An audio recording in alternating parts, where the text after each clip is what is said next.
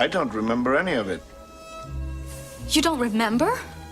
For you, the day bison graced your village was the most important day of your life. But for me, it was Tuesday.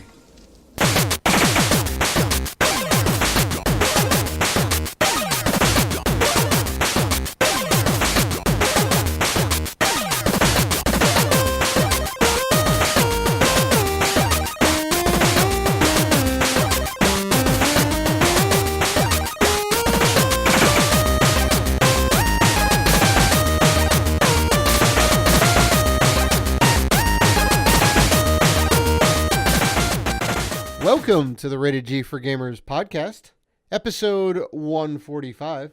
Just a reminder before we start that you can find us on Facebook, Twitter, Instagram, YouTube, and Vero at Rated G for Gamers. You can always email us at info@ratedgforgamers.com. Please rate and review us on iTunes. We appreciate all the love. I'm your host, Dave Rotino. This is my co-host, Dan. Welcome to 2019, Robinson. What's going on, man? First episode of the new year of 2019, Dan. So happy New Year. Merry belated Christmas. Well, listen, Happy New Year. Merry Christmas, Merry belated Christmas. Happy Kwanzaa. Mm-hmm. Happy Kwanzaa if you celebrate. Yeah. You celebrate Kwanzaa. Mm-hmm. It just means more presents to get. You got to get more presents. Yeah, right. You got to keep going for all the holidays. Listen, I love my guy kids. Mm-hmm. I totally forgot to buy them Christmas gifts. So we celebrate Kwanzaa just for that fact. What? I tell every year I forget to buy. Listen, I'm terrible. Every year I forget to buy Christmas gifts. So but Dad, you're so good at the gift giving. I'm surprised. So for that reason, listen, I always gotta buy gifts. I gotta buy gifts for you. Mm-hmm. I gotta buy gifts for so many people. Yeah, my guy kids aren't in New York, so I have to ship the gifts. Right. So that's a whole nother layer to this. Yeah. It's a whole nother layer. So I always forget. They're always like last on the list to get gifts for because I have to ship it. So we celebrate Kwanzaa every year because I always say, "Hey guys, happy Kwanzaa." That's funny. So yeah, I mean, I definitely had a good holiday break. Did you have a good holiday break? Oh yeah. Mm-hmm. Oh yeah. You know what? Let's start the year off right. Uh-huh. Okay. As we always try to start the show, but epically fail. Not in 2019. No, we're doing it, folks. We're doing it. Doing it, folks. Dave, My favorite part of the show. what have you been playing? Oh, Dan, I am deep. I am in the thick of Red Dead Redemption 2. Everything's on fire. Things are going crazy. Left turns abound. I don't know where the story's going. Well, actually, I kind of know where the story's going. But I was definitely kind of thrown for a loop. I'm feeling good. I'm trying to beat the game over the break. We have a couple days left as of this recording. We have a couple days left on our vacation. I'm going to see if I can close up the Red Dead story. Nice. I know it's you've been playing that game from you just haven't put that game down. Well, I put it down for a little bit. Dragon Quest kind of came into play, and a couple other games kind of came up in the mix, and Smash came out and whatnot. So I had to spread the time out, but now it's like, I gotta get back in there. I gotta finish the tale of Arthur Morgan. So I'm very excited about that. But what about you? What about you, Dan? What have you been playing? Smash. Just Super Smash Brothers Ultimate on the Switch. Nice. That's it. Nice. As of this recording, I got 60 characters unlocked. I think you're 14 away, man. I'm 14 away from a full roster. They're 5 or 6 characters I just can't beat. They're just really tough at this point. I've been there. Simon gave me trouble. Really? Wow. I beat that. Simon I got Simon pretty early. I beat him pretty easily. Mm-hmm. Ken is just handing it to me. He's unbeatable. Can't handle the Hadouken. Can't handle the Hadouken. He's really fast. He's super fast. He's not like Ryu. Mm-hmm. Solid Snake. Listen, Solid Snake is the biggest pain in my rear end. Okay, every time I give it to him, I give it to him, and then I know I have him. I'm this close from getting him, and he hits me with a bazooka, and it throws me off the stage. He did that now to he's me. wily. He did He's that to me wily. twice. Like Mhm. I know I have him. I'm just destroying him, and then like somehow he comes out of nowhere with a bazooka. It just Yeah. throws me off the stage. It's ridiculous. It's a So weird it's a really weird stage, the Outer Heaven, his stage, because like it breaks apart and like the Metal Gear Ray is like in the background, and it's to me it's like really distracting, right?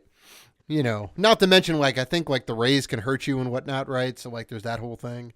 And then it gets no, like they rebuilt. can hurt. Yeah, they can hurt you. Like if you're sort of on the top platform, Mhm. right? Then they could get you. If you're like sort of at the bottom, I don't think they can hit you. Right. So he's been like sort of just like that character that I know I can beat, and Mhm. it just like that. I don't know what pisses me off more. No, Metal Snake, Mhm. knowing I could beat him, like I Mhm. have him beat every time, or just Mega Man who just kills me. I hung in there with Ken a little bit. Mhm. Mega Man, I'm not gonna lie, his stage is a pain, and Mega Man just gives it to me every time. Like I've lost to Mega Man like 5 times already. Yeah. Trust me, you'll get there. You'll get there. I don't know how many times I had to fight Simon to get him in my roster, but you know, you make So it happen. as I've been playing that, and I've been playing Castlevania Symphony of the Night on the Vita. Yes, Taking it on the go. the Vita lives. The So Vita. is this the PS1 version you download in the store? Is it that one? Yes. Nice. $5. Nice. That's great. That's great. Definitely worth every penny. I mean, as you probably know already. I think it's my favorite Castlevania, honestly. I mean, it's not really that big of a surprise. But, you know, 3 is great. Castlevania 3 is great. Symphony of the Night is great. Rondo of Blood, also great. Even the remake of Rondo. Good stuff. And it all ties in. Like, all of those games. Well, actually, the end of Rondo of Blood is the beginning of Symphony of the Night, right? Which is great. Right now, I gotta be. I never beat the game, but I got Mhm. really far into the game Mhm. years ago, and even like maybe like 2 years ago. I Mhm. still have a new save on my PS1 memory card, Mm-hmm. so I'm just starting fresh, and I love it how they give you everything at the beginning, and then they take it away from They you. take You it gotta earn all back away, again. right? This is how powerful you could be, and then zoink, you got to go get it all. I'm just a little bit lost. I forgot where I need to go. Mm-hmm. Mm-hmm. Uh, you know, the whole dying and going back to the menu and then have to do everything over again instead of just putting me back where I saved is annoying. Yeah. It you know, it definitely has some. It has some classic video game trappings. You know, kind of stuff of the day. We've certainly moved a lot beyond that. You know, I honestly I really wish they would do a remaster of that game. Well, they Just like did. top to bottom. Well, they did, and it's well, it wasn't. I think they ported it to PS4, right? Well, I mean, they ported it to everything, sure, yeah, but I mean, it's No, still, Requiem, Castlevania Requiem. yeah. I mean, it's still the same exact game with some minor differences, but those aren't necessarily intentional. You know, I don't think they really added much to it, and they definitely didn't touch any of the artwork. You know, which is beautiful, but it is showing its age a little bit. You know. It's still beautiful. I don't. I guess I haven't really. Yeah, no. It showed its age. Yeah, it has shown its age a little bit. It's A still little bit. Yeah. it's still beautiful. I mean, like I mean, it's been like I'm what, just like I'm just used to the PS1 era type style graphics. Mhm. I just love those old school graphics, especially playing it on the Vita on the go. I mean, it needs to all come out for the Switch. right. Oh my God, sure. Why not? Why not? You know. But anyway, Dave, what else have you been doing over the break? Oof. Well, usually we'll go into the pickups, and I have been on a tear, Dan. I have to tell you, You I've got a been lot of going pickups. pick up crazy. When I was telling myself internally, and I may have also told you, I should probably slow down on the pickups a little bit. You know, maybe start saving some money and you know being a little bit more picky about what I pick up because you know my shelves are basically like busting out. It's about time to get a new shelf for me. You're double and triple stacking. I this am point. well. I'm starting to double stack. I'm starting to double stack right now. The triple stack is definitely a ways off. But yeah, I managed to get my parents in on the hustle. I got my parents in on the pickup hustle. I don't know. I think I mentioned it last week that my parents have been going to estate sales, right? Which is basically a glorified garage sale. Somebody loses, their house for whatever reason, usually due to a death or whatever else, or maybe they have bills to pay and they're selling off all their possessions. They'll have an estate sale, right? Yeah, no, you mentioned that 2 weeks ago on the show. Right. So I finally got all the pickups, and boy, howdy. Just a couple of highlights. I got, speaking of Smash Brothers, I got the N64 OG Super Smash Brothers, Mario Party 2, Diddy Kong Racing, Dynasty Warriors 3 and 4, and a bunch of Xbox, bunch of PS2, and a couple of 360 games on top of that, and a few more N64 gray cards, as my parents like to call them, the gray ones. But you got Banjo Kazooie. That's like I got Banjo, baby. That Banjo. should have been the first game you mentioned. I got Banjo. Kazooie. I also got Banjo. There was like, all right, I'm just kind of gonna go ahead and say this because my mom did wonders. Because she calls me up, she doesn't know anything about this, right? She just knows, oh, my son likes video games. I'll see if they have them. She doesn't know, she could just pass right by a PlayStation 1 thing and think it's like a Celine Dion CD or something, right? Just because of the way the case is sized, right? You just kind of pass right by it. So she doesn't really know. And I'm like, look, if they have anything, just call me up, let me know. And, she's like, well, they have a bunch of games, and she read them all off to me, like the good mom that she is. She's like, look, do you want any of this stuff? I'm like, well, how much? And the guy was like, $5 a game. I'm like, yeah, for like Madden 05, I'm good. You gotta have that Madden 05 in your collection. Come on. Well, not for $5. I'll pay $1 for it. So I was like, all right, look, shift. Cause I was going to say like everything, how much? But if he wants $5 a game, I'm like, yeah. I'm like, look, the gray cards are really the ones that are worth anything, right? So I'll take all the gray cards for like, I guess it would have been like $35. And I said, Mom, okay, that's what I want. Go ahead. She calls me back about an hour later. She says, well, I got them for $30. I'm like, oh, you got all the gray cards? No, she says, I got everything for $30. Nice. I'm Mama like, Rotino with the negotiation skills. Right? Right? It was like 30 games for $30. It's like $1 a game. I basically got Smash Brothers for $1. I was like, this is fantastic. So nice. Yeah. Very, very happy about that. And then, a couple of buy two, get one free deals from GameStop, right? That's good stuff. They actually gave me a free game. I got take advantage of it while they're still around. Right? I got this game, You're in the Movies, for Xbox 360. If you ever heard of that game. Never heard of that. I haven't either, but it was 99 cents, and I was like, oh, great. And he goes, yeah, well, I have some good news. Like, this game is no longer in our system. I'm like, well, how is that good news? He's like, well, it's basically been like pennied out or whatever. We're not supposed to carry it anymore. You can just have it. I'm like, oh shit, that's awesome. So, I'll take it. Props to the Brooklyn GameStop over on Utica Avenue. You have a stellar staff. Those guys are really good. They've always treated me right. So give them a little shout out, Well, you know what? Give a shout out to all the good GameStops out there, because we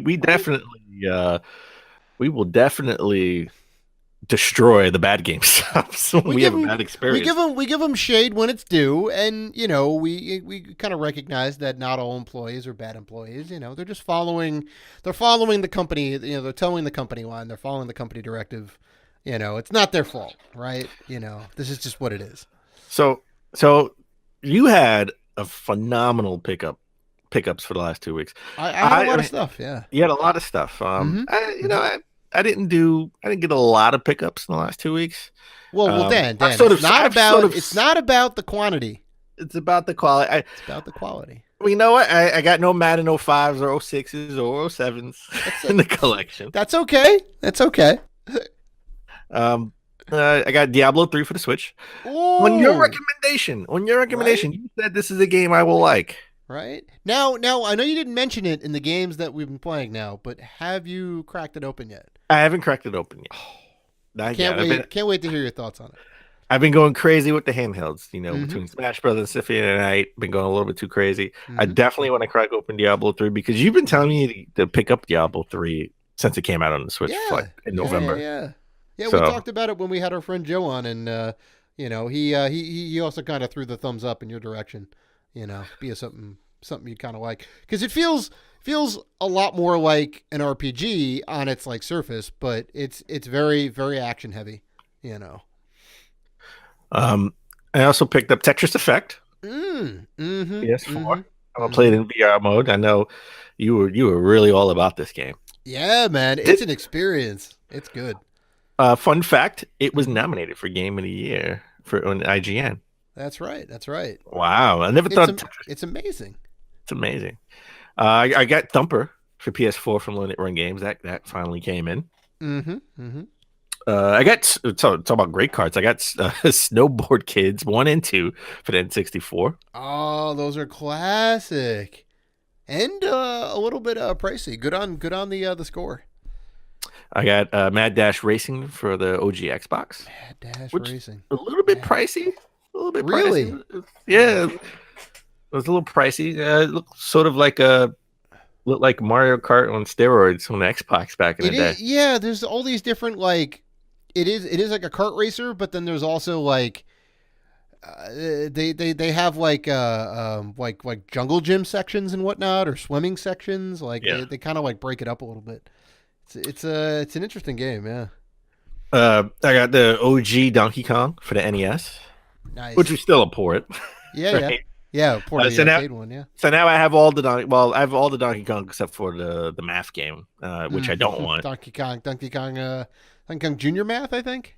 Something like that. Yeah, because I got Donkey Kong Jr., and Donkey Kong 3, and then I got the Donkey Kong Classic. I got the Smash Brothers Ultimate Collector's Edition guide and the God of War Collector's Edition guide. Oh, nice. So added some guides. Rest in Mhm. peace, the guides 2019, because Rest in peace, Prima. Prima. Yeah. Well, depending on where you're from, Prima or That's Prima. right. That's right. They're not going to be putting out any more guides anymore. Actually, Right. the Smash Brothers Collector's Edition guidebook, I think, is the last Prima print. Is the last Prima print. Wow, I'm gonna have to pick that up. Pick that up for myself. All right. I got It's the an end of an era. end of the ever. Uh-huh. So I picked that up. So pretty good pickups. I definitely want to crack open Diablo 3, and I love Tetris Effect the demo. So I want to play this in VR. That was on your recommendation. Yeah, man. But- You're gonna have a good time with it. So I haven't been playing a lot. Like I said, I've only been playing a lot of games handheld, and there's a reason for that. There's a reason why I've been playing the Switch handheld and my Vita. And that's because I've been binge watching a lot of the Marvel Netflix shows. I was gonna guess you're doing the dual screen situation, right? I was You doing wanna, it. like, multitask. I want to play games and watch movies at the same time. So I really wanted to watch the Defenders, but I can't watch the Defenders without watching Iron Fist. Or I wouldn't Well, right. understand. I wouldn't understand a lot of the things going on in the Defenders. Sure, right. And- because Iron Fist was the last of the standalone series before the team up of the Defenders, Yes. right? Yeah. And I wasn't so high on Iron Fist. I thought it was a little boring, Mhm. right? And I watched the first episode and a half, and it just wasn't about it. And I got to be honest, I'm going to admit it. 2019, starting 2019 off with a bang. Mhm. I was wrong. Wow, it is a rare moment for Dan Robinson to admit, I know. I'm rarely that wrong. he was wrong. I'm Take rarely note, wrong. folks. I'm Take rarely wrong. Uh-huh. Yeah, Yes. no, you have an almost perfect scorecard of thinking you are always right. No, listen. Iron Fist was awesome. The first 2.5 episodes were terrible. It just But once started off real slow. Yeah. It started off really slow. I understand. Okay. I understand. But once you get into the action, you get to know who's what, like who's who and what's what. I was really into it. I was like, oh man, it went a little long. The first season was 13 episodes. They could have, got everything done in one episode as far as the origin part, right? It didn't need to drag on for 2.5 episodes, but I really liked it. And then the Defenders was awesome. Like the Defenders was awesome. I was like, oh my God. And they're not going to be a Defenders 2, obviously, at least not on Netflix. I hope, because they already canceled Daredevil, Luke Cage, Iron Fist, and I'm sure Jessica Jones and Punisher are right behind them. I hope they bring them back on Disney's streaming service, because the Defenders team up was awesome. I want to see that again. I want to see part 2. I want to see what else they can do. I have to admit, I'm definitely a little bit behind. I haven't seen any Iron Fist. I saw some of Luke Cage, all of Daredevil season 1, I think all of Jessica Jones season 1, some of Daredevil season 2, all of the Punisher, which was great. But I do have to finish up Luke Cage, Iron Fist, and whatnot. So maybe I'll do what you did and catch up on some Smash while I just kind of roll through episodes. Yeah, that's what I would do. That's awesome. But we're doing sort of 2018 year-end review, right? Show. And we would be remiss, because we talk about the superhero movies, right, all the time. I mean, we dedicated a show to Batman v Superman. So it'd be Star Wars and the like, sure. We'll be a little remiss not to talk about some of the movies that came out in 2018, right? We had Black Panther that started off the year, right? And the Avengers Infinity War. Classic. 2 amazing movies. Even though the end of Avengers, sort of left a bad taste in people's mouths, but Black Panther was amazing. It's a cliffhanger, man. It's a 2-parter. Come on. Just call it Avengers Part 1. Well, everyone knew. That was their original title, right? And then they changed it to Infinity War because they said it was going to be a standalone, and it really wasn't a standalone. No. I mean, as far as I understood it, it was split up into 2. So I knew it was going to be some sort of like crazy, like leave your mouth open kind of moment, like holy, but everything's going to get resolved. The good guys always win, So I don't know what people were that crazy about. Just not an Infinity War. Yeah. We got Ant-Man and the Wasp. Yeah, right? it's Ant-Man a great follow-up to Ant-Man, which I thought was a really good movie personally. I liked Ant-Man. I didn't love it.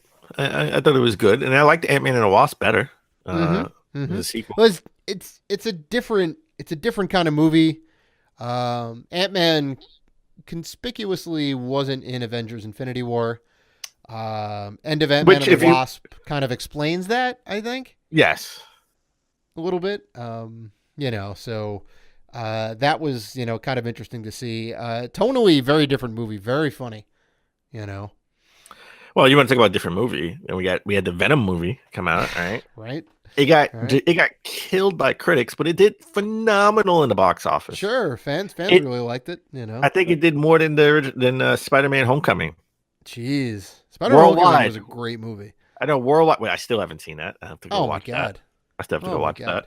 I don't think that came out this year. That was the year before. That was last year. It was the year before. Yeah. So, it took a couple of years for me to see Wolverine. Right, Logan, you mean? Logan, yeah. Logan was fantastic. You weren't so crazy about it, I don't think, but. No, old man Logan. I still wanted to see some more X-Men before they go to old man Logan route, but whatever. Yeah. Rampage, all right, with The Rock. Is that was another video game loosely based on the video game, which honestly didn't have much of a story to begin with. So, they got the giant kaiju monster thing correct. I think cities. I mean, that did great opening night. I don't think it did very well after that. Yeah. And as we talk, Aquaman is out. That came out in 2018. Oh, yeah, right. Critics speaking love of the DC it. Universe, right? I mean, we did have things like Justice League came out this year, right? No, Justice League was last year. Was it out 2017? I think that was 2017. It was so bad, I forgot what year it came out. Yeah, right? So Wonder Woman was also 2017 then too, right? Yes. So did they just have Aquaman come out this year? There had to have been something else. Well, look, Justice League came out November 15th, 2017. Right. Oh, what about Suicide Squad? Was that this year? Suicide Squad was 2016? 2016? Oh, my God. I want to say. Wow, that's insane. We have like 3. Yeah, August 5th, 2016, Suicide Squad. Wow. I'm getting old then. Yeah. I mean, well, listen, you're much older than me. You're old man Ratino over here. No, you can 100% say that. Maybe I just blocked them out of my mind because they were so bad, those movies. I think that maybe Well, okay, so I'm looking at a list of all DC movies that came out in 2018, and that is we got Aquaman is the only actual movie.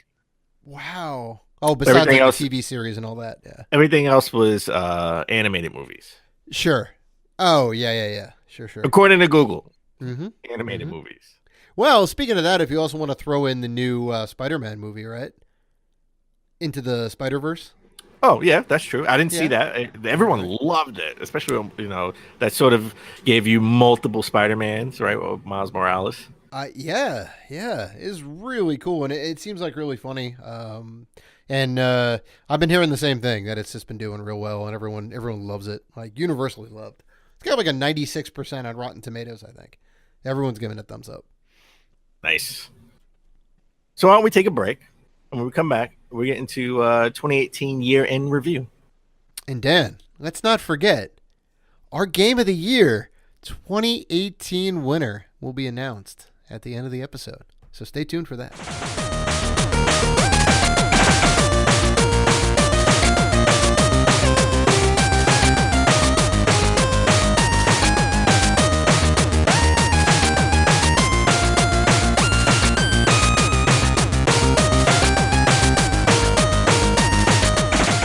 And we're back. All right, let's get into 2018 year-end review. Mm-hmm. All right, so 2018 had some ups and downs, but I thought it was a okay game. It was an okay year for gaming. All right. I thought 2017 was better. I thought it was bigger. 2017 was better than 2018. I could get behind that. Oh, as overall. Mhm. All right. I just want to recap some highs and lows that had nothing to do with Microsoft, Sony, or Nintendo per se, and we're going to get into each one of those companies in a minute. Mhm. But I think one of the highs of the highs for me, and it's one of the highs every year, is we went to PAX East 2018 in Boston, Yeah, and we didn't get caught in a snowstorm. Right? It gets better and better. This was the first year that it was a 4-day event, right? Mm-hmm. Which I think was necessary. They definitely made the right move at the right time to do that. And, just a lot more. There was so much room to walk around in on that first day. It was heaven. So I cannot wait for that again. That Thursday was pretty light. That Mhm. Thursday was pretty light, pretty good. We got to see a lot of stuff. Right? Get to hit up limited run games, as I will this year as Of well. course. We always make it our first stop. We come by and say hi. We buy some exclusives, and And I think our game of the show, or game of PAX East, was a little game you may have heard called The Messenger. Yep. Right, that was my So next. good. That was my next high of 2018 because The Messenger was released. I'm disappointed they didn't have physical release, which I'm sure they will. Limited run games at some point, right? Because Celeste, I was trying to hold out for Celeste to come out physical, Yeah. and then I just bit the bullet and I got it on Black Friday, and then like a couple of weeks later, it was announced physical release coming There you out go. January There 1st you for go. pre-orders. You never know. So The Messenger, awesome game. I got stuck at a boss fight. Mm-hmm. I have to go back to that game. It's a hard game, Dan. It is a hard game, but you know what? Guess what? When there's a physical release, I get to remember it because I have the actual physical game sitting in front of me. Mm-hmm. But it's digital, and it got buried sort of with all the other games I got, right? So we can't really make that's one thing I would like the Switch to have, where we can sort of make like folders. Mm-hmm. Oh, and Right. kind of like categorize games by like Yeah. type and whatnot, or sorting and filtering would be nice. Yeah. I'm 100% with you on that. Another small game you probably heard of was released. It was, that was actually really big this year. That was Red Dead Redemption 2. That came out this year. That Came out this year. That came out. It came out last year. I forgot. Well, At this yeah, point, it actually, came out yeah, last year. technically it came out. Yeah, it did. It did come out late 2018. Yeah, man. I mean, we've talked about this at length. I mean, it's fantastic. I have a large, and you saw it the last time you came over. I have a large Red Dead promo poster that I need to find a spot to put up. It's just so badass. Gotta Right? say, it is badass. I'm Right? jealous. I'm jealous. So That is good. an awesome poster. So good. It's just random coming across that. So, super hyped to put that up. But Um, like that game. And Mhm. Mhm. we finally got to see gameplay last year of Cyberpunk 2077. Right? Like it was a long gameplay trailer that they had. It was like an hour worth of gameplay, right? Like just like here's the game. I'm pretty sure it was the PC build or whatnot, but it looked awesome. And Um, I honestly think this is going to be next generation game. I don't think we're looking at this on the PS4 or Xbox One. We're looking at this in 2020, 2021. it's Actually, they said the possibility game is given the scope finished. of the game. Actually, they said the game is finished, essentially. Right? There were rumors about the game being finished. Right. Just it's going through bug testing and stuff like that. I mean, I like if still that's think- the case, then by all means it should be this year because we have no word on any new systems just yet. that is true. Maybe they'll do what they did with the games that were the end of the life cycle for the PS3 and the Xbox 360, where they would make a next generation version, right? Which would have better textures and better lighting and this and that. It'd still be the same game basically, right? But it just have a nice fresh coat of paint on there. So they may do that with like games like the Cyberpunk, which is at like the tail end of last generation. Let's get into some of the lows. And there was a ton this year. There's a ton Sadly. of lows. One that hit a little bit close to home for you, right? Mhm. Games, right? You know a lot of people that work there or used to work there. Current Riot and Games, former, sure, yeah. Riot Games got hit. We talked about Riot Games getting hit with a gender discrimination lawsuit. And Very bad. Just a lot of weird stuff going on there. A lot of bad behavior. A lot of a lot of unwarranted assault and this and that. Apparently, has been tossed around. We don't well, really. I mean, this. I think that the COO actually touched, a man's genitals, right? Private parts were definitely touched. And he was so only say the suspended. allegations. He was only suspended for a couple of months. Yeah, pay. yeah. We don't have any new info on this just yet. But we're definitely gonna keep tabs on it. I'll tell you that. I'm going to reiterate what I said before. If it's true that he actually touched somebody, private parts, it doesn't matter how if it was in a joking manner or whatever, he should be fired. Oh, you gotta go. Yeah. Point blank. Yeah. You gotta go. So I'm okay with suspension. I'm okay with the suspension without pay pending an investigation. That's the punishment. If he touched me, he needs to go. Sorry. Right. We didn't really talk about this, but I felt maybe we should cover it sort of in the year in review because it did happen. We didn't cover it much, but BlizzCon happened 2018. It was a BlizzCon debacle where fans were outraged that they ended a press conference, right? A fan fest / press conference with a mobile game, and these are all PC gamers. This is the PC gamer master race. Yeah. And they ended. Let me say that one more time. This is a PC centric audience, and they end the conference with a mobile game. Yeah, it was not a good look. And then they ended up trying to defend themselves over it, saying like, "Hey, you guys all have mobile phones, don't you?" It's like, oh, that's not the point. Nobody wants to play Diablo on their mobile device, So it was just like real weird. And then there was a lot of fan backlash. There was a lot of backlash against Pat the NES Punk, which I don't think we necessarily talked on the show about, but he got a lot of backlash for calling out the fans for being a little too whiny maybe on the situation. So, there was kind of that whole thing that went down, just a bad situation all around.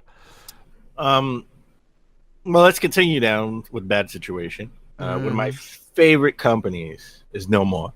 And as maybe this may be the last time I even say it, TT Games. And no, they're not the real TT Games because there is a studio called TT Games. I was just gonna say the Lego Star Wars game that I picked up for the Wii was made by TT Games, and I'm like, Telltale? Oh wait, no, that's just what That's- Ken calls it. That's just what I call them, TT Games. Mhm. It is Telltale's Games. Mhm. They closed officially. They're Sadly, done. yeah.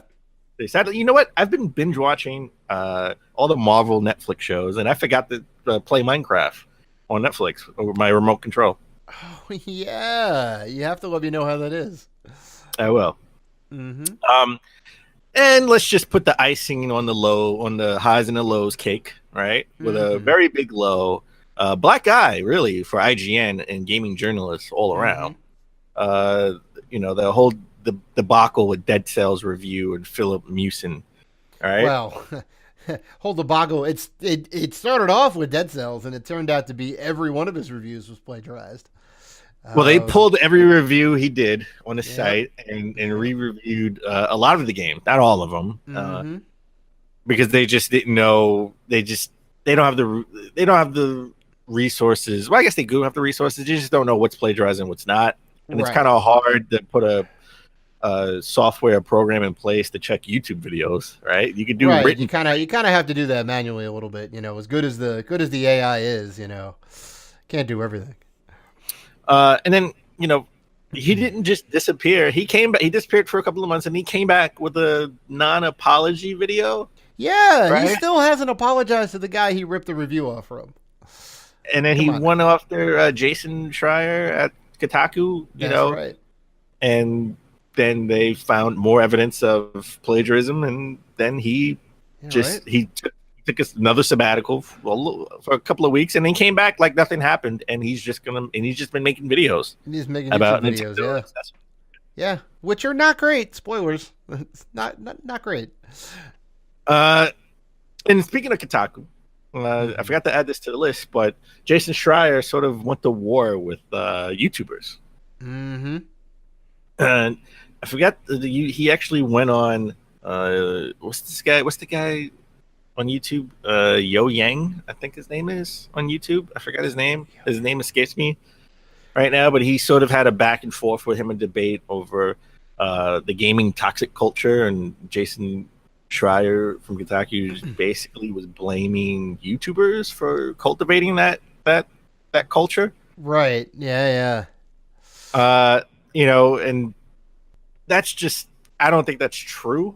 Mhm. We all have a voice, and we voice our displeasure, and for every person that has a bad comment, one of those crazy off the wall. Listen, I can have my opinion and say I don't like something, but for all the people out there who do death threats and all that, they can go to hell.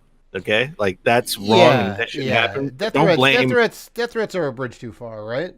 don't blame YouTubers for that. Right.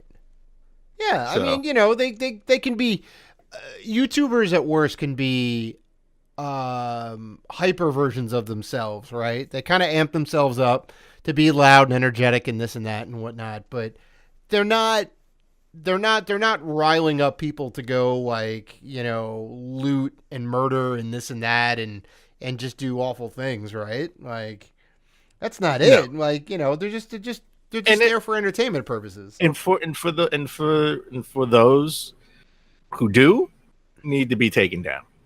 Right, exactly. The people that get a little bit crazy need to be handled in the appropriate ways, for sure. Or just ignored. Sure. Let them go crazy on the YouTube channel. You don't have to mimic them. If they wanted to go jump off a bridge, would you jump off a bridge too? Come on, Right, let's use common sense. Exactly.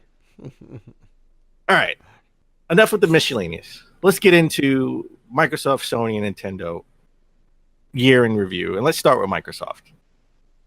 Let's start with exclusives from Microsoft. They were pretty light this year. Okay. Pretty. they were almost non-existent on exclusives. We got Sea of Thieves. They started out with Sea of Thieves. They came out March 20th. Mm-hmm. State of Decay 2. That came out May 22nd, and Forza Horizon 4 October 2nd. Mm-hmm. Out of all three of these games, I only bought one, and I bought the wrong one. I bought the wrong one. I bought Sea of Thieves. Yeah. Sadly, just not a lot of content, if any content in that game. Like very barren. I mean, I sunk my boat by myself and couldn't get out. Couldn't get out of it. It's very much a game you need with a crew, and you need a 4-person crew to really sail. Right? I haven't You gotta seen get any. a team together, I played like maybe 2 hours. I didn't see anybody yeah. in the world, so it was pretty boring to me when I first got it at launch. But Yeah. to their credit, I hear that Sea of Thieves is a vastly different game now than it was when it launched in Sure, March. sure. They've been adding a lot of new content to it and this and that.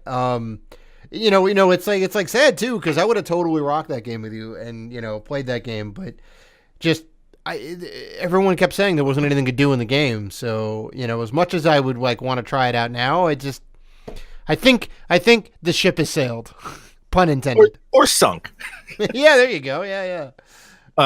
State of Decay 2 had a lot of bugs. Mhm. Didn't have a large community. Forza Horizon 4 was fantastic. That is even, the breakout hit, I guess, for Microsoft this year. was even nominated for Game of the Year for IGN. Solid. They added in all like the different seasons, right? So like the game changes based on the time of year that you're playing, which I think is great. And the the tracks get altered, right? In the wintertime, if you're riding next to a lake in the spring, in the wintertime it's going to freeze over, so you can just ride right over the lake. Like, I think it's a great new invention, like to spice up a racing game. Like, it was like, how do you do that? Add in these cool weather effects, Let's get with hardware. So we still don't know, the total number of sales lifetime of the Xbox One X and the S. Because they're really kind of secretive about those numbers. Everyone speculates, the PS4 is in the high, 80 millions, right? 80 something million. Everyone speculates about half that for Xbox, maybe like 40, 50 million. But the S, I think they discounted the S, and it's sold really well. Yeah. Over the holiday season. I mean, the X is a great value. X is going to give it to you, man. Well, no, I was talking about the S. The S is a great value. The S is going to give it to you, sure. The S is going to give it to you. We'll modify that slightly. Hopefully they can get the naming down with the next consoles, right? Because they're going to have different versions. They can, X and S, they can get a little bit more creative. Well, yeah, if it's up to Dave thinks it's going to be the prime. I'm telling you, man, they're going with this whole, like, we're number one, whole, 360, Okay. Xbox One. I mean, come on. The next one's got to be Prime, Xbox Prime. All right. But we did get a sort of creative controller, right? That adaptive controller for players with disabilities that launched September 4th. And that was like $100 just for the base model. The most unique controller, and I think one of the best things to be out for gaming now. And it was specifically to say, hey, we understand you may not be able to use the controller normally because you have some sort of impairment, physical or mental or whatnot. We got you. And they made this thing that's like fully customizable. There's like a port for each one of the inputs. So, if you can't control your hands or whatever, like, you can buy the mouth attachment for like all the buttons and whatnot. So you kind of blow into it to make things happen and whatnot, right? And like the pads are really big on there. Like, it's fully customizable. It's kind of Microsoft's way of saying, like, hey, like, gaming should literally be for everybody, and this is like kind of their step into it, and it's great. I don't know, it's really cool. All right, so let's talk about services. Mm-hmm. So Xbox had Xbox Games Pass, right, and value $10 a month. They added lots and lots of games, and one of the first things they did was first party games, right? Automatically go to Games Pass. So $10 a month. Incredible. For $10 a month, Dave, you could play with me on Sea of Thieves. You go all in. I could, or I could just buy. I could just buy the game. It's probably like $10 actually. If I wasn't so much of a collector of those games, I would probably be on this Game Pass thing, right? Because I don't need to own all this stuff, right? How many games do you honestly go back to time and time again? Like, not that many, I don't think, right? And the ones that you do, you can just buy and have them if you want. This is a great value for younger gamers on the budget. For collectors like us, Dave is going to spend $33.66 for the Sea of Thieves. So That's right. Wow, you looked up the actual price for that. Well done. on Amazon.com. Yes.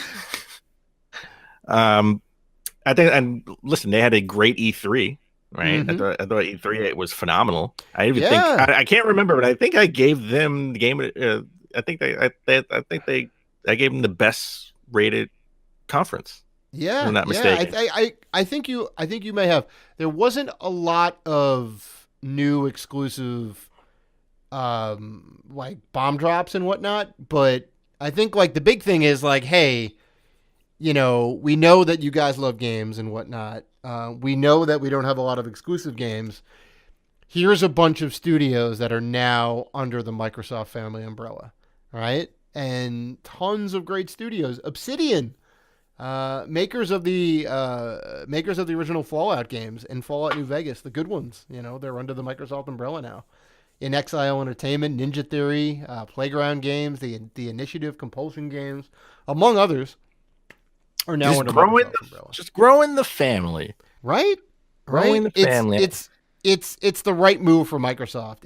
It doesn't necessarily win them any battles right now, but It sets them up for the future. It sets them up for the future. I mean, it's just like baseball. You got to make sure your AAA farm system is stocked with talent, right? Right. You always got to be looking towards next year. Like, your team may be good now, but what is your team going to be next year? I mean, they had the XO18 event in New Mexico, right? Oh, Mexico They brought City, that New back. Mexico. All right. Will we see that in 2019? Possibility. I hope so. Well, you know what? Let's get into our 2019 predictions for Xbox. All right. I think in 2019, well, Gears 5, not Gears of War anymore. They dropped the of War. Gears 5 will get a release date, and it will not just get any release date. It will be released next year. This is Microsoft's big fall game. Okay. I think we will hear rumblings. I don't know if they will be officially announced, but we will.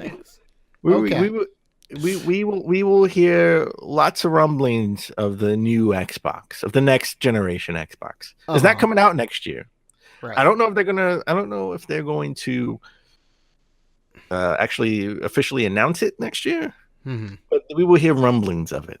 I think will ramp up, and we will know what the differences are. I think you're being a little wishy-washy about this.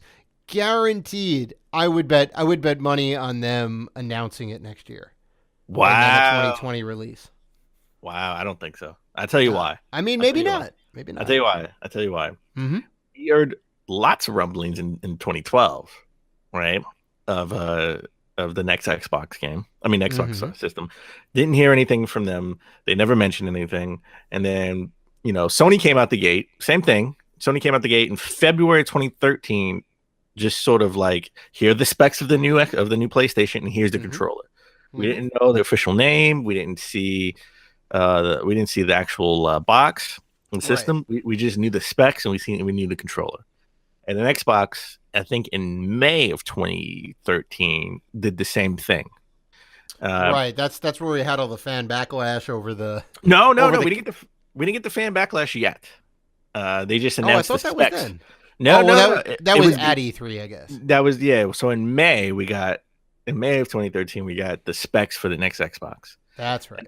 And then in E3 in June, we got the full reveals of Xbox One and the PlayStation 4, and then they both were released in December. I mean November, a week apart actually in November. So I think we will get something similar to that. I don't think they're going to announce it this year.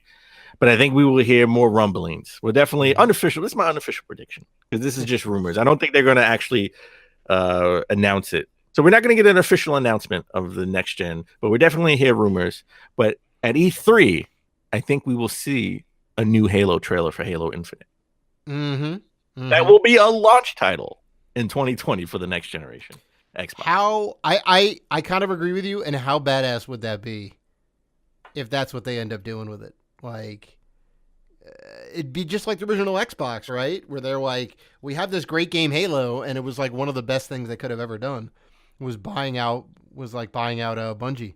and having this great launch title, right? If they could do that again, that'd be insane. So, what are some of your predictions? Well, I'm kind of taking a different approach on this, and I know I've been saying it.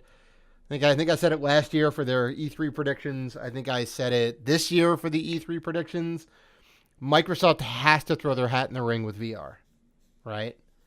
But I think it's gonna come with the next generation Xbox, right? There's no reason for them to say, "Here's our VR situation for the Xbox One," right? Because they haven't mentioned anything about it since like 2013 with the HoloLens stuff and whatnot, and that kind of all went by the wayside. No, that's 2015 or 2015, or even like whenever it was. They had. Well, so so what is your actual prediction that they will announce VR? Well, they're going to announce something related to VR, and it's going to be for the next gen Xbox, for sure. Because I mean they have to get into it eventually, right? Sony has proven that it's like here to stay now. I disagree with you. I think I don't think Microsoft wants to actually get into the VR. Well, I don't think the Xbox division wants to get into the VR space. Microsoft, maybe. I can see Microsoft having their own separate VR, AR. Well, they have that little like $300, $200, $300 headset thing that they were supposed to come out with. I think that what they'll do is sort of say, compatibility with maybe the Oculus, right? Maybe Oculus compatibility with the Xbox One. But when they get the next generation Xbox, they may announce, hey, this is not an Xbox thing. However, Microsoft, our parent company, has a HoloLens and has a VR lens, right? Whatever they call it. And it's all supported because we're all one big family. So if you want to see Halo in VR, right? It has VR support if you buy our Microsoft peripheral, but you don't have to. That's fine. We're not focused on that. I think something's got to happen. I think they would distance themselves from the VR a little bit. The Xbox division, Microsoft, no, but the Xbox division, yes. Maybe. Something's gonna happen. I can definitely feel it. An obvious prediction for sure, but they're definitely going to be pushing. And I think like all three companies, maybe a little less on Nintendo, but definitely Sony and Microsoft are going to be pushing for a better digital games integration. In terms of like downloading and sharing and playing and whatnot, like getting away from the, hey, you need to have a disc to play the game, right? Because really all the disc is now is just basically a glorified installation, right? You have to let it download to the disc, right, before you can even play the game for like performance reasons, right? Well, you know what? So I mean, why do you even need the disc anymore? That is true, and I got to tell you, I'm bringing it back. This is the first. I'm pulling an audible. Okay, in the middle of the show, I'm giving a gamer grief right now. Yeah, right now. Lay it down, Dan. I didn't put this in games that I'm playing because I didn't play it. I stopped because I was so pissed off. Spiral trilogy. Okay, yeah. I got it for the PS4. On the disc is only the first game. I thought they fixed that. You have to download game 2 and you have to download Spyro 2 and 3. I could have swore they went back to the studio to fix it. No? When I put the game in, wow. I wanted to play Spyro 2 off the back. I didn't want to play Spyro 1. Well, sure. Spyro 2 is infinitely better. Yeah. And I couldn't play it. You know why? Because I had to wait for it to download and install. Wow. So I played a little bit of Spyro 1. And I was just so pissed off. I let it install, and I said maybe I'll get back to it, and I just haven't gotten back to it. Okay, I understand, Dan. I understand why you would be upset. So gamer grief. Activision, right? I think is that Activision on Spyro. Yeah. Activision was the one who published it, I guess. Yeah, pissed off at Activision. And rightfully so. Sorry, let's get back to our regularly scheduled program. Back to your predictions for Microsoft. No, Dan. I appreciated that aside. Building off that, and I know you had mentioned this before, and I think a lot of people around the internet mentioned that there would be two different models of the next gen consoles: one with a disk drive, one without a disk drive. And maybe if you get the one without the disk drive, you can buy the disk drive add-on if you want it. Kind of getting into the modularity, the kind of PC-ness of the systems, which is kind of the way they're going. I think you can kind of upgrade them and modify them, and keep them having life in the system, right? So that's my take on it. I agree with you on the Gears thing. I agree with you on the Halo thing, that it's probably going to be like next gen launch title, because that would be like fantastic and a big win for them. But but that's my 2020 prediction. My 2019 prediction is we'll get a trailer for the new Halo Infinite. Well, sure. Actual Yeah, trailer. Yeah. So we get hyped for it and see what the game's all about. Mm-hmm. So I think overall, Microsoft X/Xbox, I think they had an okay. They had an okay year. Yeah, I think it wasn't the best for them. They were definitely second fiddle to Sony. Not even. I think they were third fiddle. Well, okay, sure. Yeah, sure. If you had to rate it, if you have to give Xbox a rating for 2018, what would you rate them? Microsoft this year was all about building up the foundation. So they get an R for rebuild. It's Okay. It's the rebuilding year. They got a brand new quarterback in. They got to build a team around him. Right? Big things are coming from Microsoft. No, listen, that was a fair rating. They are in rebuilding mode, right? They were all in Major League Baseball. We call them, sellers, right? Mm-hmm. They're trading everybody, rebuilding the team. Mm-hmm. Okay, all right, I like that. I've jumped around with my rating. Okay, yeah, I jumped around with my rating. It was hard to come up with a rating for Microsoft. It just was. It was just they didn't have many exclusives. It was all about the future. You're saying it's hard to give them a good rating. It was hard to give them a good rating. But I'm going to give them a rated F. Ooh. Okay. Ooh. And F is twofold. Okay, F square at that. Twofold. Uh-huh. Yeah, rated F for Foundation and Future. Foundation and Future. There you go. Double F. Yeah, F square. Okay. All right. Okay. Because they did a good job. They were all about the future. They've pretty much said this. They've thrown in a towel for this generation, and they're just rebuilding, like you said. So, sure. Focusing on the future. Yeah. Focus on the future. F square. All right. Let's turn our attention to Sony. Mm-hmm. All right. Your favorite company. You know what? I'm not a fanboy. At all. You're not a fanboy, but I'm not a fanboy. There's no buts. I'm not a fanboy. When this generation started, Mr. I like to bring up the facts and figures on Sony sales numbers time and time again. He's not a fanboy. Okay, that's fine. Okay, all right. Xbox apologist over here. I'm not an apologist. You're an apologist. Listen, they did not have a fantastic year, but they're making some good moves.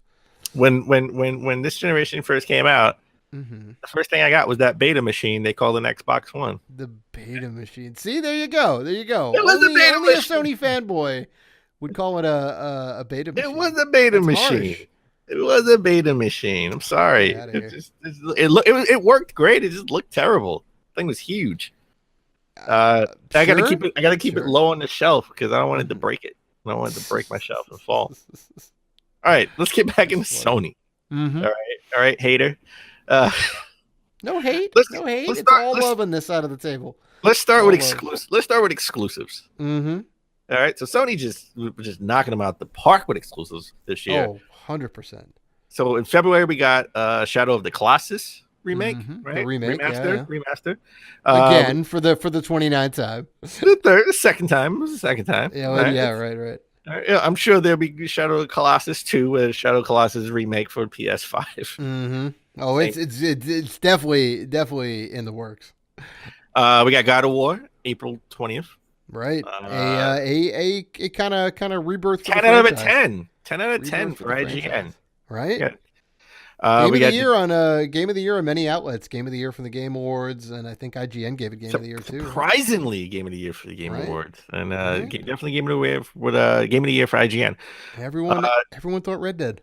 Well, no. a lot of outlets gave it to Red Dead, like GameSpot.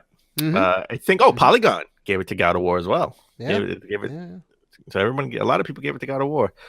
Detroit Became Human, that came out right after, May 25th. Marvel Spider-Man came out September 7th. Astro Bot Rescue Mission VR, a phenomenal VR game, came out October 2nd. And Dave's favorite and my pickup of the week, one of my top pickups of the week, Tetris Effect, came out November 9th. Love that game, man, and you're gonna love it too. You're gonna love it too. The Well, I full love the game demo. is bananas. Yeah, I love the demo. I love the demo. The full game is just more of the same. You know.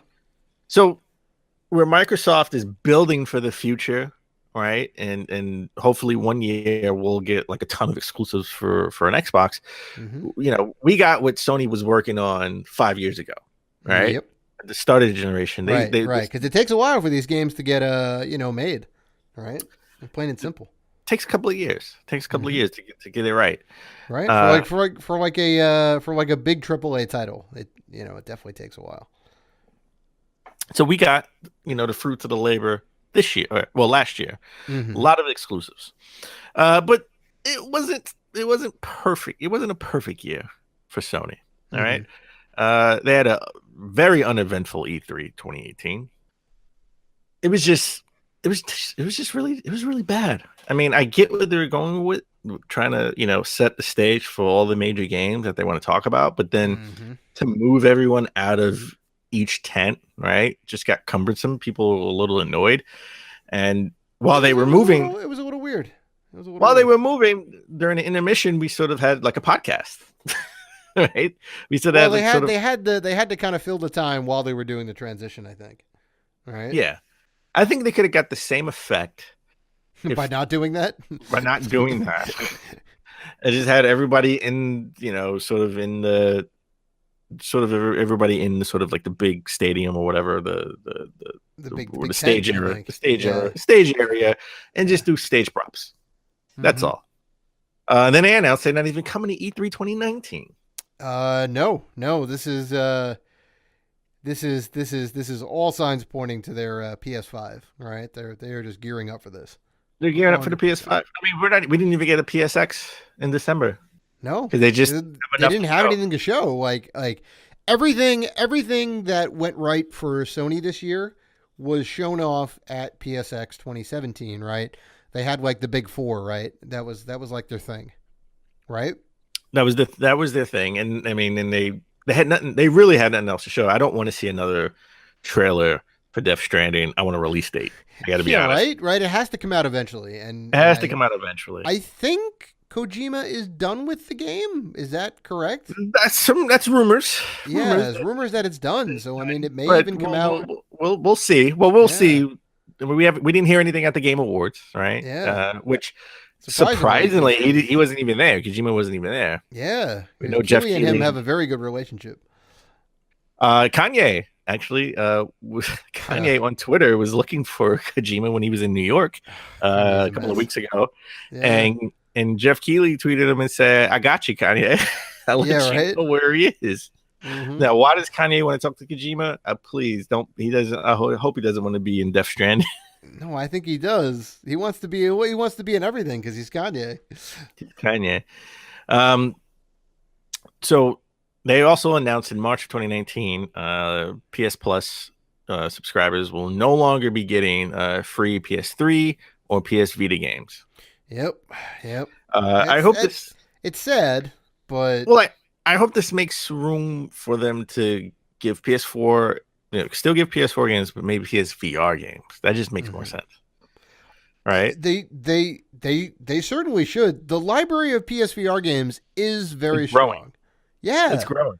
There's a ton of really good games. There's AAA titles like Resident Evil 7 has VR support. Tetris Effect is a fantastic game. Wipeout Omega Collection has VR support, right? These are top quality games here. Another big change they made to one of their subscription services is PS Now. So they now allow PS2 and PS4 games that are a part of the subscription service to be downloaded and played offline, just like Games Pass. Right, right. Surprisingly not PS3 though. PS3 is hard to emulate, and that's why PS3 games. I mean, aren't 100%. on. The architecture is wildly different. Yeah. Hopefully, maybe they'll work on this for the next gen, right? To put PS3 games on there as backwards compatible. Yeah, it would be nice. Would be nice. Would be nice. Also this year, that didn't start out so good, and then the response wasn't good, and then they try to make right, but it still wasn't good. Was crossplay, right? Crossplay was finally enabled by PSN. But the service is only in a beta form and only available for Fortnite. Now, I understand why. Oh my god, yeah. They don't want crossplay with Minecraft. That just makes sense. They don't want you to have an Xbox Live account, and they don't have an Xbox logo on their platform. I mean, I guess so, but I mean, every other game should have it. I'm sorry. It's going to be an inevitability where crossplay is just going to be a thing. And I was always of the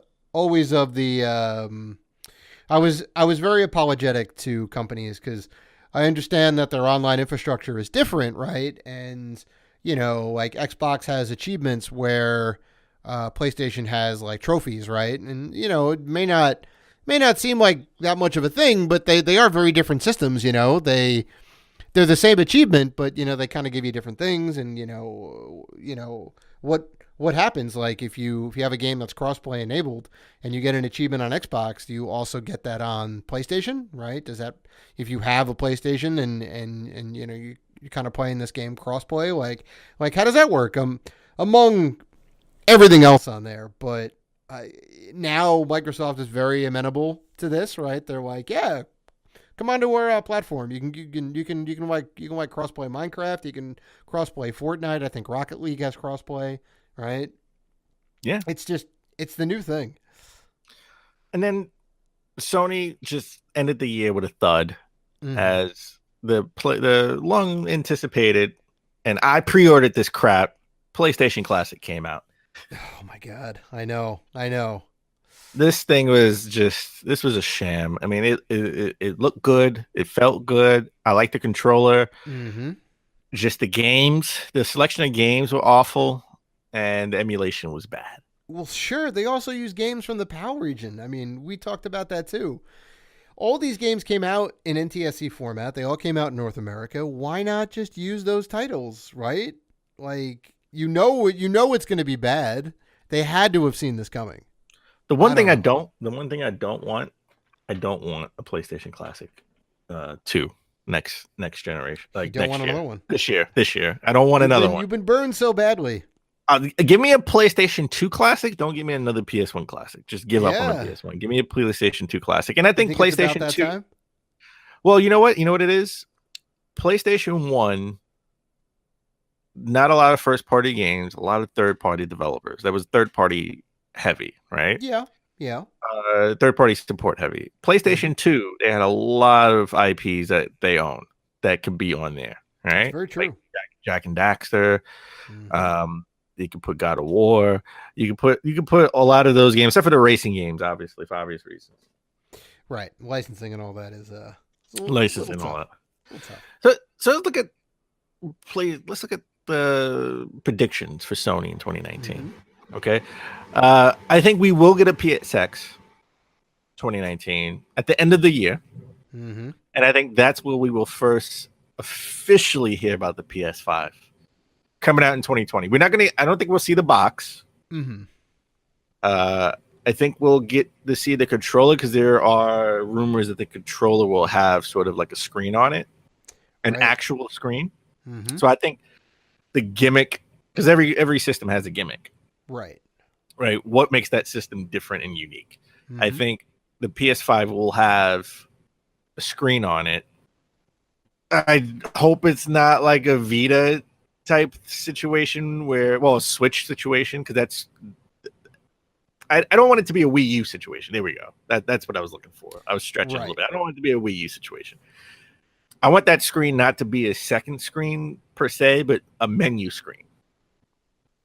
If anything. Right, where you don't necessarily have to use it, but it's kind of like, well, if you want additional information, like here it is. If you Yeah, want, I can understand having little mini games on it because that's just cute, but right, I don't want it to be where it's a Wii U Sony style.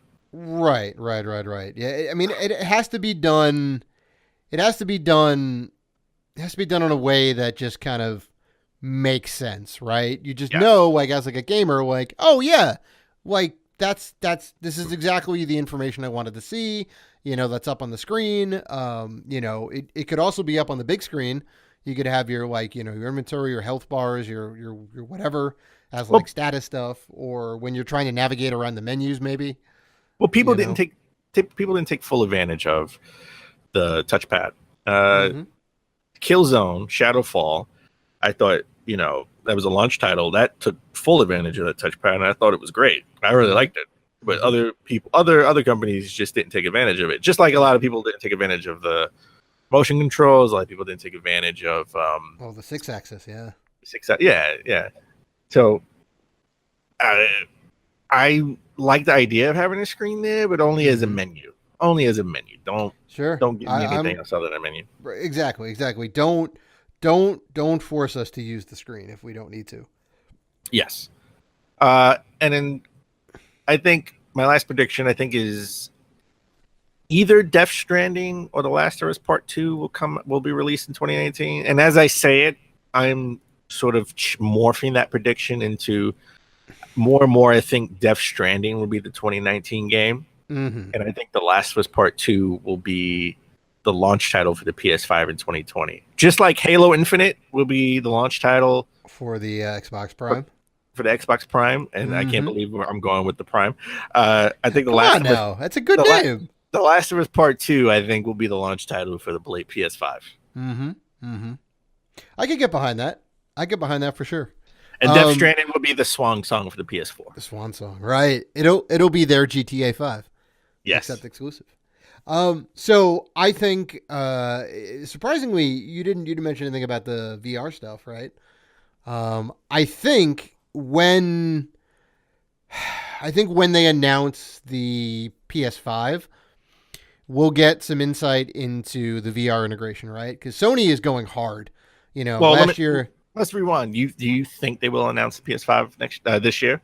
Oh, 100%. Yeah. Wow. Okay. All right. There's gonna be they may not do a full. It's just a done deal. Yeah. No, we're gonna get an announcement regardless. Yeah. I don't think they're gonna like they're not gonna lift the proverbial skirt up and show you everything, right? They'll kind of tease it a little bit, right? They have to keep some stuff under the belt so that Microsoft doesn't steal any of their good ideas, right? You know, they have to kind of play it close to the vest.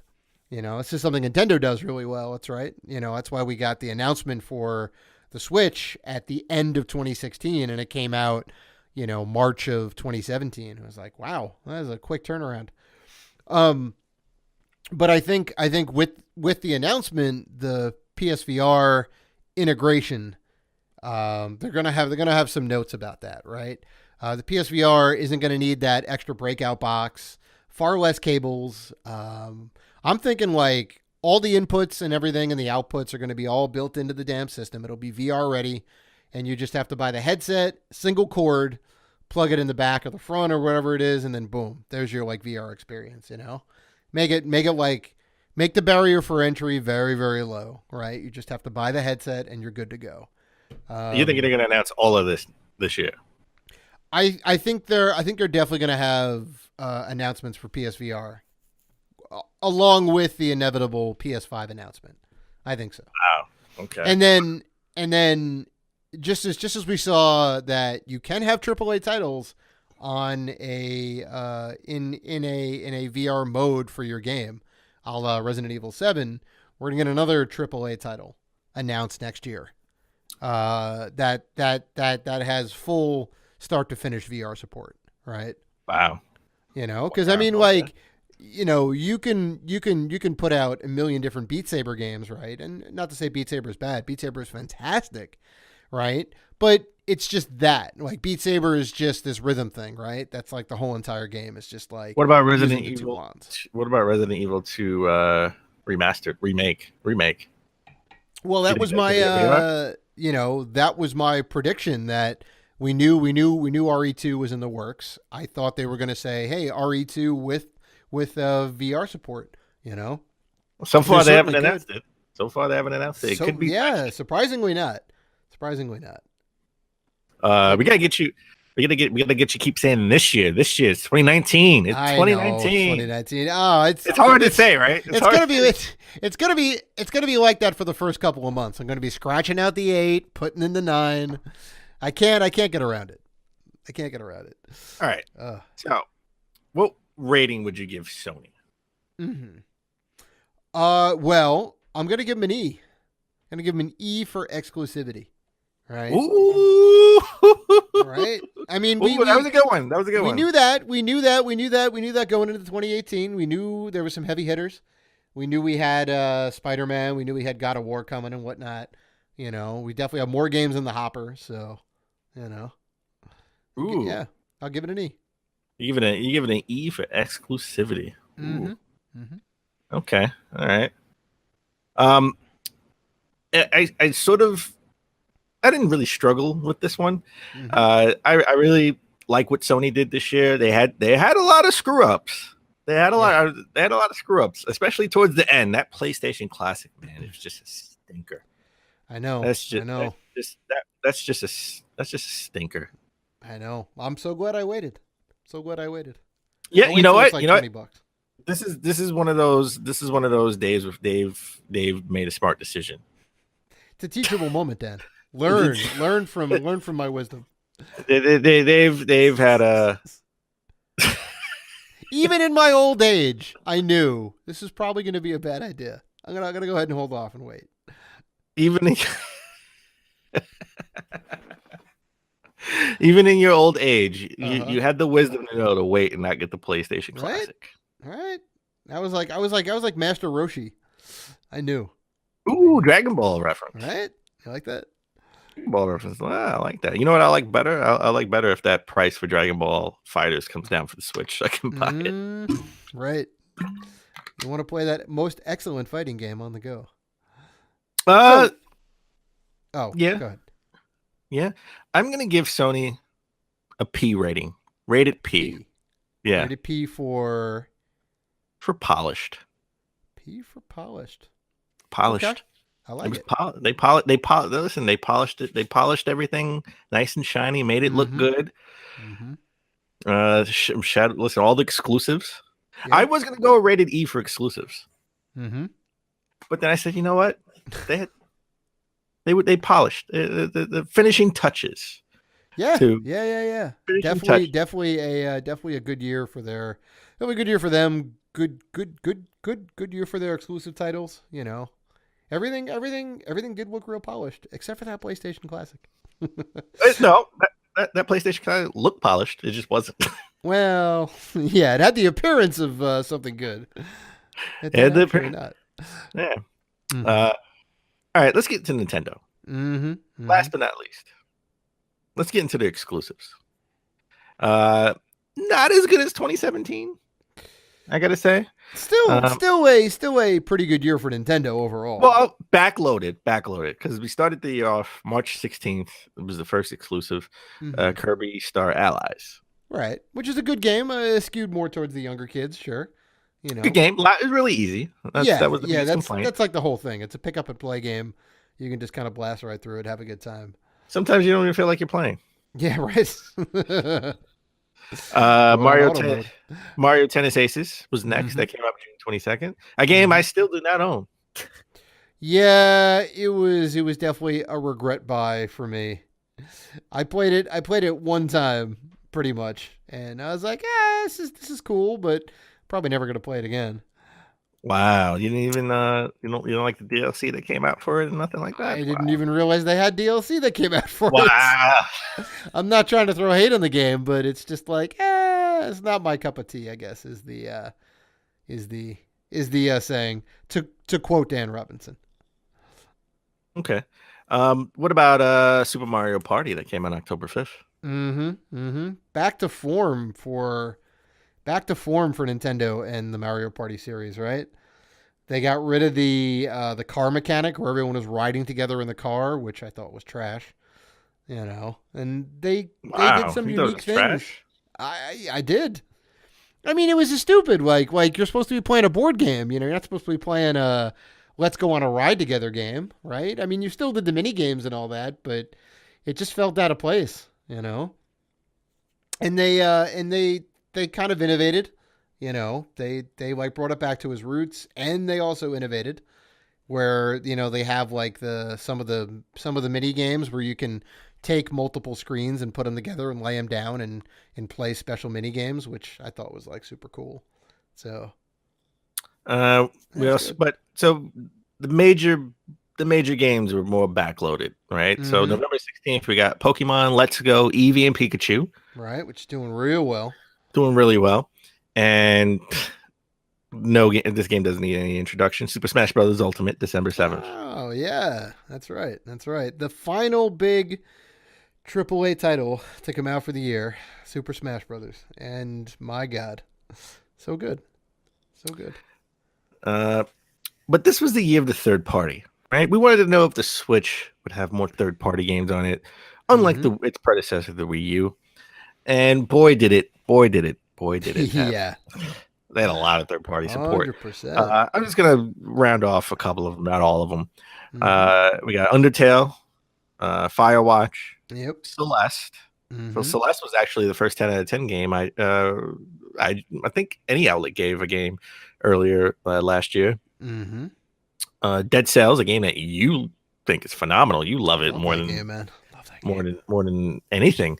Diablo 3, which I just picked up. Dead Souls Remastered. Dead Souls 1 Remastered. Also, that came out the same day as Dark Dead Souls. You mean Dark Souls? Dark Souls. Sorry, Souls. Dark Souls. Dark Souls Remastered. Yeah, not an amazing port of the game. It does have some issues, but I mean the game itself in general is just fantastic. Well, I'm glad. Well, it didn't come out with Dark Souls Remastered Part 1 for the other systems, so it came out a little bit later. Yep. But the same day, actually, did come out with Dark Souls the Trilogy, which came out for Microsoft for Xbox and PlayStation. Too bad it didn't come out for the Switch as well. I know. We got a port of Wolfenstein 2.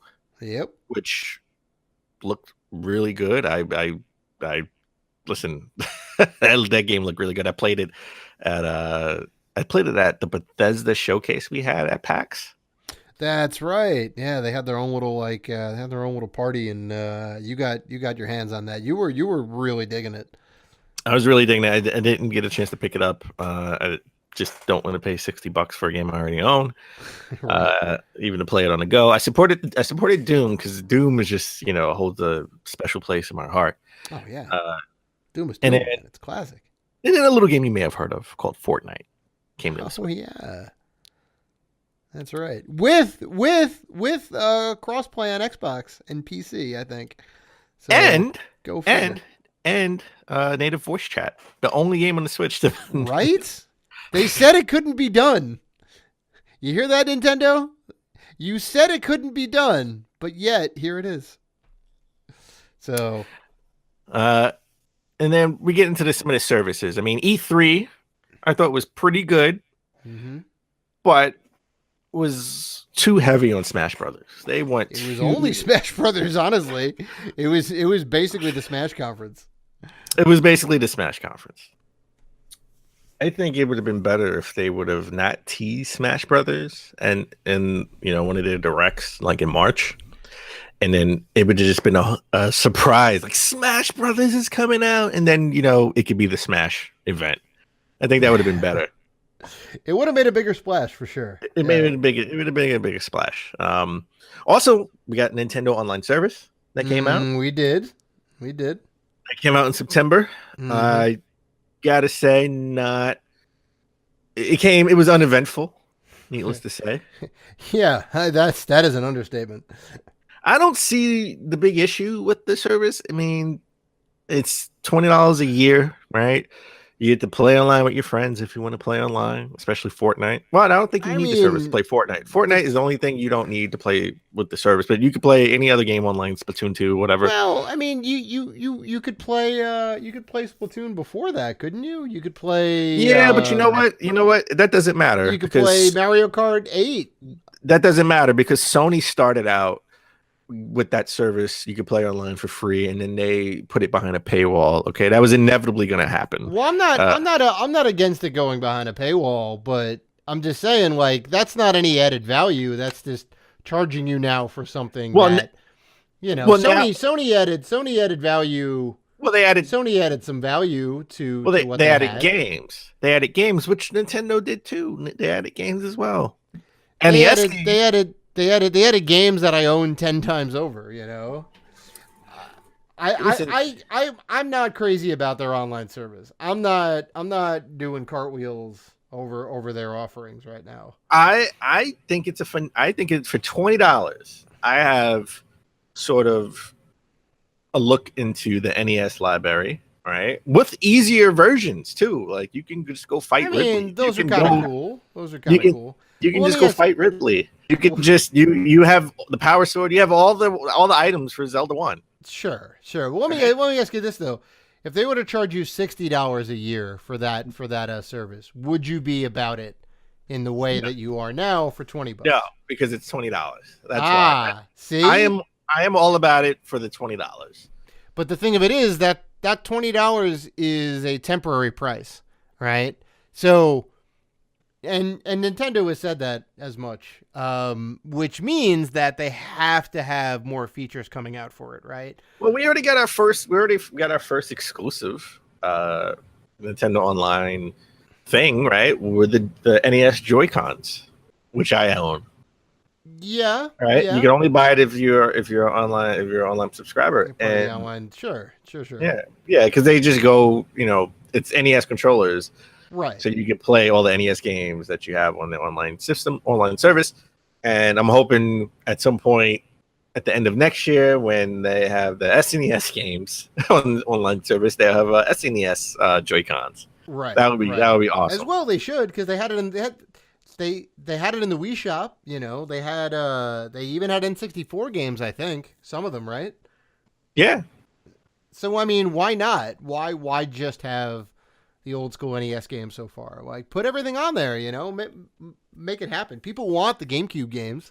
Get those on there too, Also, Nintendo 3DS is still alive. It's still kicking, right? Surprisingly, somehow, this beast won't die. We got Detective Pikachu, we got WarioWare Gold, and we got Luigi's Mansion. All new releases for the 3DS. It has a big installed. Yeah, it has big install base, right? They're not leaving them behind, and there are no signs that they will. That's what they're saying right now. Mm-hmm. So, Dave, what are some of your 2019 Nintendo predictions? 2019 predictions. I don't want to say guaranteed, but I think it's time that Nintendo announces another version of the Switch. Wow. They did like 29 different versions of the 3DS. For better or worse, the naming on them, I don't even know. You want the new 3DS XL, the new 3DS XL, the 2DS, the 2DS XL, the new 2DS XL. I mean, just your head spins. How about this? Right? How about the new Switch U? The new Switch U. Shoot me now. I mean, I think I just may go simple. Switch XL. It is not necessarily a bigger system, but a slightly more powerful system, right? To kind of hang in there with the next gen consoles, the inevitable next gen consoles, right? Because it's already behind performance wise, right? It's basically a glorified 360, I think, right? So it doesn't have the power of the Xbox One, doesn't have the power of the PS4. They need something that's kind of a little more to kind of bring out like, hey, we have this great new Metroid game, and you can play it with slightly better visuals on the Switch XL. You know, so beyond that, I know you're saying 3DS is alive and well, and it is. It is. I think it may be time to kill the 3DS. No, no. Sorry, Dan. It's gonna end up on Vita Island, just like the PlayStation handheld portable. No. And the only reason I'm saying that is if they announce the more powerful Switch XL, that means they can do a price drop on the original Switch by like $50, maybe $100. No. Don't kill the 3DS. Not yet. Well, yeah. Still. I mean, I want it to stick around too. It is a fantastic system, but I think it may have run its course. I could be wrong. No. It's okay, Dan. It's okay. So what do you have for 2019 predictions from the Big N? So I think they're gonna have, because Sony's not going to E3, right? Mhm. And unless Xbox announces the next gen consoles at E3, Mhm. right? I still think they'll have a Halo. I don't think they will announce it at E3. I think they will still have a Halo trailer. Mhm. I think Nintendo, this is their opportunity to blow E3 out the water. I think they're going to have a phenomenal E3. Why? Because I think we're going to get games. I think we'll see a trailer for Metroid Prime 4. Mhm. No release date, just a trailer. Right. But they will get a release date for Metroid Prime Trilogy. It will be announced, and it will be coming out in 2019. I am dying You just want this to happen so badly. I am dying on this island right now. Okay, No. Look. I'm 100% with you. And I the more and more you say it, the more and more I think, yeah, it's about time for that. Right? It kind of makes sense, right? They've been porting over and remastering like all of their like classic games, right? Why not do some of the best games to come out on GameCube and Wii? I think The Witcher 3 will be announced for the Switch. There were lots of rumors about this in December. We didn't get a chance to cover it because we were off for that week and whatnot. We were off for that week. The news, yeah. There were rumors before December, but they got ramped up in the last like 2 weeks. Mm-hmm. So I think we will get that Witcher 3 announcement for the Switch. Awesome. And if we do, if it does come to the Switch, I think they will push I think maybe Cyberpunk will come out as well, right? Because it's not going to come out for the Switch. Cyberpunk is not going to come out for the Switch. No. Well, looking at that gameplay demo, the graphics are just too good, I think. Yeah. It'd be hard to do. So they want to put something out. They want to put something else on the Switch, right? So why not do The Witcher? Sure. And this is sort of something I've been holding in, and I can't hold it in anymore. Oh my God, Dan, let it out, Dan. I think the N64 Classic is a myth. I don't think it's real. I don't think it's coming. I do think they're working with Microsoft for licensing purposes, but I think they're looking to bolster their online service at some point. Oh, get them all in the online store as opposed to in the N64 Classic. Yeah. I think the Classic was just made because it was a stopgap between the Wii U and the Switch, and they wanted to put something out. Mm-hmm. They didn't think it would do so well. I think they sold 10 million units between the NES and SNES Classic. That's insane. They even re-released it. They did. Reggie did say that's it. There is no more classics. They will not the NES or the SNES Classic again. Get them now because they're almost done. Yep. I don't. That patent for that controller could be used on the Switch. I think it's too big to be a Joy-Con. But it couldn't be a Joy-Con, I don't think. I think it could just be a wireless controller that you use on the Switch, like you do your GameCube controller. Right. Interesting. I think the SNES and the NES controllers can be Joy-Cons. Mm-hmm. Right. But I just don't think the GameCube controller and certainly the N64 controller can't be a little weird. Yeah. I mean, you would definitely have to use your Pro Controller for that type situation, I think, or a wireless N64 thing, which would make sense. I mean, they got to be doing something with it. Like, why else would you repatent it?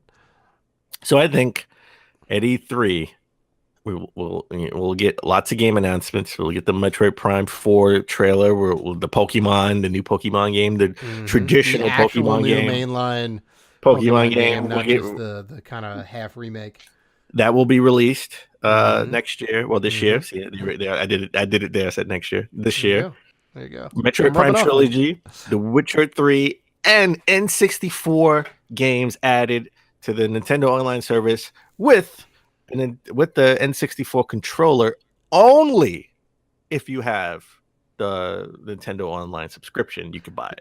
So you're thinking they're just gonna skip completely over the Super Nintendo games, or those are also coming with the N64 games? I think those have to be coming too. I think they will come. I just don't. I think they have sort of a time. They don't need to rush. This they have a library that they can put out, and I think the N64 games. I mean, there's nobody said they had to put it out in order. No one said they had to go in order of. Hey, you know what? We got NES games. We'll put SNES. Well, I mean, they've already done the work with the emulation, right? They've already had them in the Wii shop. I mean, I guess they've had some N64 games in there too, but I would assume that the Super Nintendo games are easier to emulate, right? True, but what do you think you're going to make a big splash with? N64 games. You're right. You say like, boom, now we have Mario 64. You can download it now for. $7-8. There you go. Like everyone's going to jump on that. True. Yeah. True. All right. So Dave, what would you rate Nintendo's year 2018? Oh, you're not going to like my rating. You're definitely not going to agree with my reasoning. But it is rated U for underwhelming online performance. Oh my God. It was not surprising by me, but I mean, it just kind of has to be said. Like, they are so far behind in terms of their online technology platform and whatnot. Just everything that they have going on. The matchmaking, the voice chat, the regular like text chat. Like, hopefully Kimishima can bring them into the 21st century, right? Like, you need to let down some of these protective walls. I know they want to be super kid friendly and whatnot. They want to protect kids from kind of bad speech and, just all this toxic stuff that's going on online and like every other community. But it really hinders the service, right? Like kids want to be able to talk to each other and communicate and this and that, send each other, text messages and this and that and chat during the game. And you can't do that now. So, I mean, I think they have a ways to go to get their system up to snuff. I mean, not to mention, we talked about the games that came out. There was 5 major titles that came out, and only 2 of those were like big heavy hitters: the Mario Party and the Smash Brothers. I think they were kind of really good. Pokemon Let's Go, I guess, is doing well. It's not necessarily my cup of tea. Kirby Star Allies, very easy, not necessarily my cup of tea. Mario Tennis Aces is a big title that fell flat. So, again, kind of an underwhelming year, Smash was the breakout hit. Everyone knew that was going to do real well. And that came December 7th at the end of the year. So, there you go. Okay. I'm going to rate it D for developing. D for developing. Okay. Explain. This was this sophomore slump for the Switch, right? We came out swinging. In the first year, 2017, with 2 major titles that could be Game of the Year any year, right? Mario and Zelda.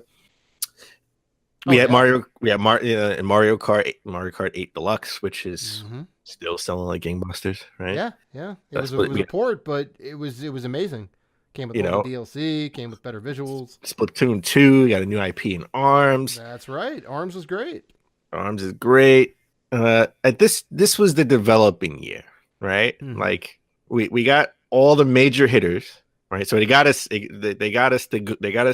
sort of in the ecosystem, right? And we got first party game that was bananas, like Super Mario, Super Smash Brothers Ultimate. Mm-hmm. But this is sort of the stopgap year, right? It's sort of, hey, let the third parties come in with the Diablos, the Dead Cells, the Firewatch, the Celeste, Wolfenstein 2, the Fortnites, because the kids Mhm. want to, you know, Kids, Eh. kids want to do the Carlton dance, man. kids want to do the Carlton dance. Man, we didn't even talk about that. They're I being know. sued by by Lorenzo, I think his name. Lorenzo. Yeah. Alfonso Ribeiro. Yeah. Yeah, there we go. There we Yeah. go. He I watched a He did video patent on it. that whole lawsuit thing. I think he's got some legs to stand on. He patented it. He did patent it. Right. And but it this is kind of like a new work, but that's a discussion for another day, I guess. Yeah, but this was a stopgap year, right? Mhm. Because I already said in my predictions that I think they're going to have a phenomenal 2019. Because I think they're going to kill it at E3 for all the reasons I said a few minutes ago. I think this was sort of that they want to develop their online system. I know it's underwhelming, but Yeah, you know what? A lot of very. things when they first come out are underwhelming. You got to Mhm. develop it, and they're developing it. They're seeing what works, what doesn't work, and they're going to come out in 2019 swinging. And I think they're going to do a great job. Mm-hmm. So, I think overall 2018 not as good as 2017, but pretty good. I mean, this is sort of the end cycle of this generation, right? And then we got the sophomore year for the Switch, so this year just wasn't as good. But 2019 is going to be sort of another stopgap year in my view. I think it's going to be Nintendo's year, 2019, because Microsoft and Sony are gearing up for 2020. Right. Yeah, they're all looking into the future, like the way future. Right. So Dave, Mm-hmm. let's put a cap on 2018. Mm. All right. We nominated 10 phenomenal games. That we did. We technically Okay. nominated 10 phenomenal games and Shaq Fu. Shaq Fu, Sorry, just had to go put that out there. an honorable nominee. It was the Order 1886 of this year. The Order 1886, first game in video game history to be nominated for Game of the Year 3 years in a row. That's right. It is a dynasty in the world of game nominations. It's It crazy. is. It's crazy. It is. No other game has come along that has done that yet. So just to recap that's our Game of the Year nominees, Mhm. we had Dragon Ball Fighters, we had Celeste, Mhm. we had Detroit Become Human, Mhm. Dragon Quest 11, Marvel's Spider-Man, Mhm. Soul Calibur 6, Mhm. Super Smash Brothers Ultimate, God of War, Dead Cells, and everybody's favorite, Red Dead Redemption 2. All right. And rated G for gamers, Game of the Year is You want to do the honors, Dan? God of War. God of War takes it. It was a long, drawn out battle. We had some internal discussions and fighting and back and forth, but ultimately we decided God of War is the game of the year. I mean, this was this game. This was the first game. Well, you take forever to play games because you want to get every nook and cranny. I was trying to forever to beat a 100% it game. until I realized it is impossible to 100% that game. You take forever to Very beat a game. Sorry, you take forever to beat a game because you want to go in every nook and cranny. Take my time. I want to. I love the game world. It was great. I wanted to be in that world as much as It was possible. it had a gorgeous world. Mhm. Totally different than what I'm used to when I play God of War games. Right? A whole different mythology in itself. Yeah, it was all this Norse. It was Odin and Thor and Loki and like good stuff. It had amazing pacing as well. Mm-hmm. Right. One of the things that I didn't like about Red Dead, one of my minor complaints about Red Dead was the pacing. Right. Yeah. I know. A lot of people have made that complaint. It's very slow. Right. And it's done that way on purpose. Yeah, no. I mean, it's supposed to kind of represent the Wild West back in the day. Everything was very slow. You ride on horses to get places. Travel wasn't very fast. Everyone kind of lived their life at a more leisurely pace, and that thing isn't for everybody. Just the mechanics, the fighting mechanics, I thought were superb. Oh my god, the axe alone, we could have a whole episode about. Oh, that was the one thing that made this game. It was so many different games, so many different parts of this game that made it a great game. But that axe, just the whole mechanics of using that axe and having it return to you, was such a phenomenal idea. Like, you could use it to solve puzzles. You could use it in very ingenious ways to fight enemies, right? Because every time you call it back to you, like if it ends up going through an enemy, it will do damage to that enemy. So you can kind of like toss it out to hit somebody and then call it back and then hit a bunch of other guys on the way back. I was actually watching a video on some guy did a real deep analysis. This guy Mark Brown about the axe itself. And like all like the little things about how like it kind of wobbles and shakes a little bit before it comes back, right? And how your hand goes back a little bit to like retrieve the axe, and like just how it has weight to it. Like it's incredible. Like they thought of everything with it. And just they added depth and humanity to Kratos with the inclusion of him trying to connect with his son Atreus. Yeah, there was all these moments of him like trying to teach his son a lesson, and he's like, well, "Why didn't you just go and kill that guy?" And he's like, "No, boy." And he gets down on one knee and teaches him a lesson about like restraint or something like that, and it's like, oh wow, something we haven't seen from Kratos before, Yeah, he's not just a rangy monster that's killing everybody. Yeah, he's all grown up. So listen. 10 phenomenal games and one one game that Dad really likes. Really, Shaq Fu. Let's be honest. Okay, Shaq Fu was really good. I'm sorry. Okay, all right. Give it his due. It's fine.